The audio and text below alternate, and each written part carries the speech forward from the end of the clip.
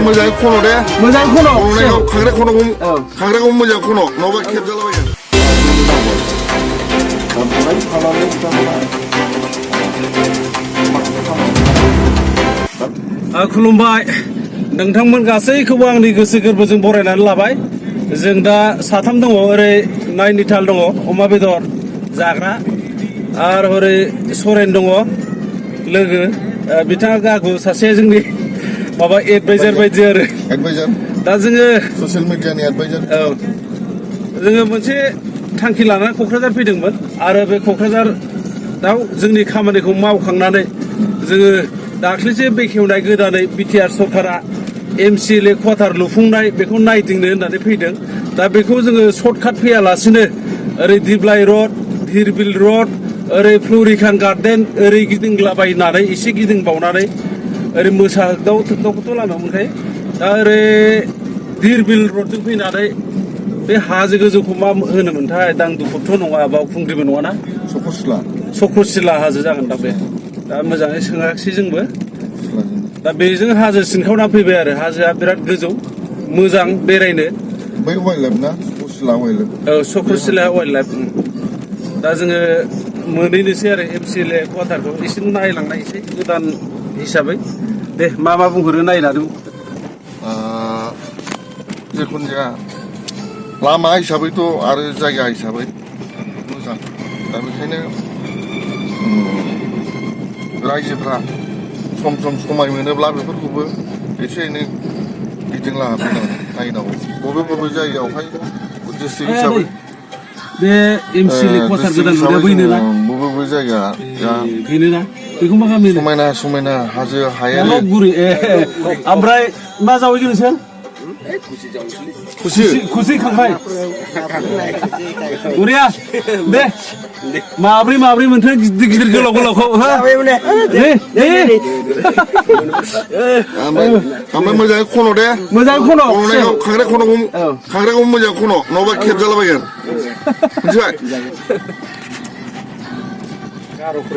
दा बोथोरावहाय खुसिया मोनो ओमफ्राय खांख्राइ मोनो नालाय ओंखायनो बयबो जानायखौबो गोसो होयो मोजां बुस्थु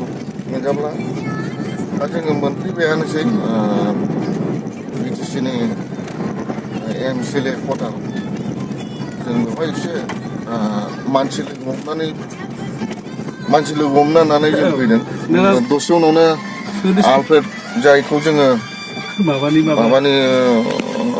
सुपारस्टार होनना मिथियो ससियेल मिडियाआव ग्रुपनि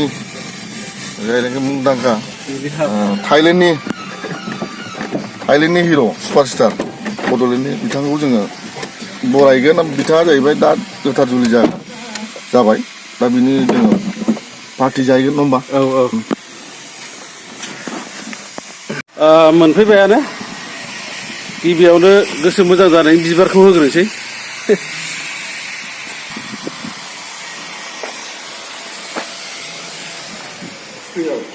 हा एकदम रानिं खामानि मावनायफ्राबो सोलिगासिनो दं जाबाय मोजां जाबाय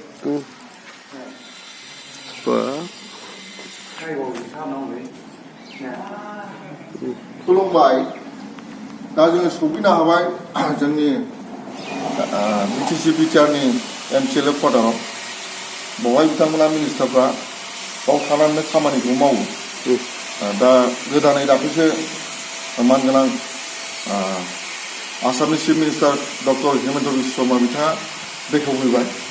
आरो दा बावनो जोङो जेसेबां जोंनि बिटिआरनि जेसेबां MCLAफोर दं EMफोर दं बिथांमोनखौ जों बावनो लोगो हमनो हासिगोन दा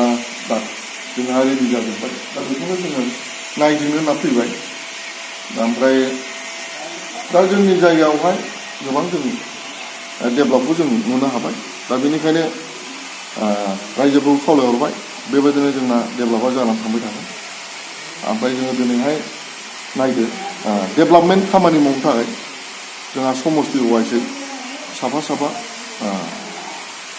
लिडार बा MCLA बा EM नांगौ दा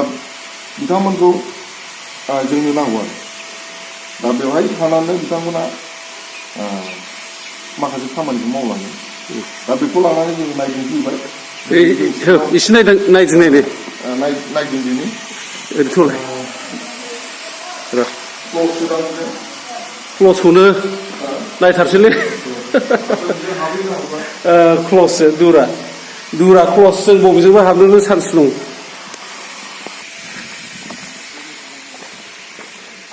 मोजां जादों जेब्लानिफ्राय थाफैगोन अब्लानिफ्राय साबसिन जागोन बेबायदिनो जोंहाबो मा होनो आसामाव जेरै MLA क्वार्टारबो दं दिनै जोंहाबो बड'लेण्डआव MCLA क्वार्टार बे सिटजों लोगोसे माखासे जोंहा 12 जन EMफोर थायो नङा होमबा ओमफ्राय MCLAफोर थायो दा बेफोर क्वार्टाराव थानानै खामानि मावनो हायो आरो GMफोरनिबो बेबस्था दं गेलेग्रा बिराद मोजांथ' ना जायगाया बिराद माने हाजो खाथिथ' बड'लेण्डनि मिनिस्टारफोर थाग्रा नालाय जायगायाथ' मोजाङानो जाखागोन बेवहायनो फैबाय थानांगोन जोङो साफ्रोमबो मावथि रायजो राजा गोनांथि जानाय जेब्ला गोनांथि जायो अब्ला जोङो मिनिस्टारफोरखौ बा गिदिर मानसि MLA MPफोरखौ लोगो हमनाय जायो नालाय दा बड'लेण्ड हिसाबै जोङो नैबे MCLA क्वार्टाराव जोङो लोगो हमफैनांगोन आरो मोजांखौनो बानायदों ओरैनो बेखेवबाय ओमफ्राय थाफैनायनि माबाखौ खालामथ'वाखै प्रसेसा सोलिगासिनो दं नैबे गोदान माबानिफ्रायसो थासिगोन खोमा ना मोजां जायगाया ओरै हाजो एरिया हाजो सेर सेर बेरायनो मोजां जाबाय दहाय जों हाजो सिं सिं सिनखावबोनाया बेफोरथ' बिराद मोजां जायगा बानायदेरबावोब्ला जोंनियावनो जोबनो गैयै दं आरो एरिया गुवार गुवार मोजां होमबा जों फट' लादिनि फट' लानोसै औ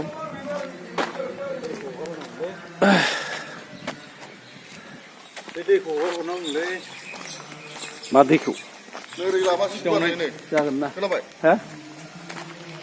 बेखौथ' फट' लाजोबनांसिगोन लागोन दा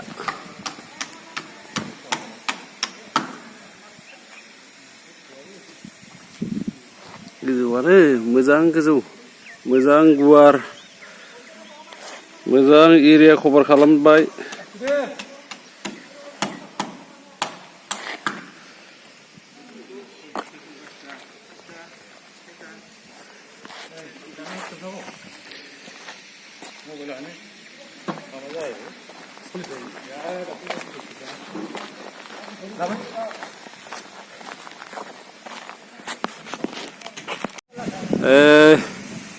गोजौथारबो गुवारथारबोलै ओरैबो ओरैनिफ्राय खोलानिफ्राय नायोब्ला 2, 3, 4, 5 थाला 1, 2, 3, 4,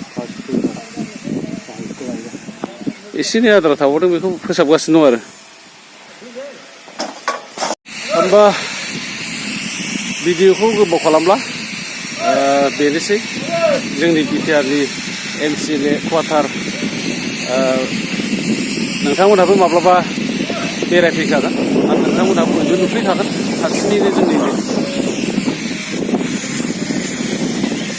होमबा गोजोनथोंसै